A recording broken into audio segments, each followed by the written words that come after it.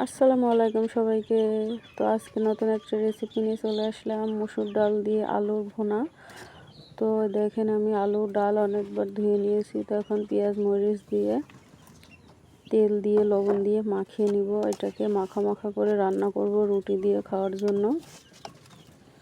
তো দেখেন আমি হলুদটা দিব না, এখানে সব কিছুই দিয়ে অ্যাড করব, মাখিয়ে দিব।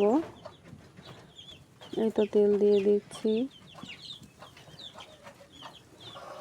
তো এটাকে আমি এখন মাখিয়ে নিব। মাখিয়ে নেওয়ার পরে আমি এখানে 2 মগ পানি অ্যাড করব।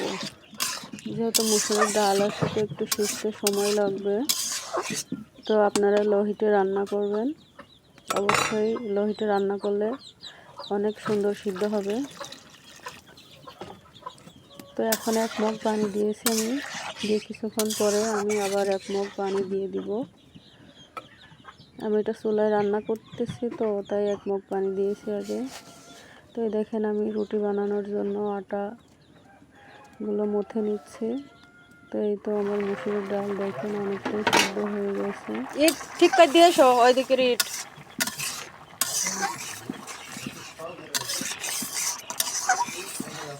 প্রায় হাফ সিদ্ধ হয়ে গেছে। এখন আমি আবার ঢেকে দিব। আমি 1 মগ পানি অ্যাড করে দিয়েছিলাম, তো ঢাকা দেওয়ার পরে এই তো এখন হলুদ দিয়ে দিচ্ছি। এখন এই পানিটা কমে গেলে আমার তরকারিটা রান্না হয়ে যাবে।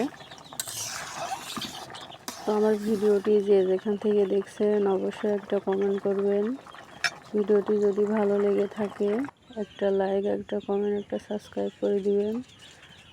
এই তো আমি রুটি সেঁকে নিচ্ছি। তো আমার এই দেখেন হয়ে গেছে রান্নাটা, রুটি দিয়ে মসুর ডালের ভুনা, কিন্তু খেতে অনেক ভালো লাগে।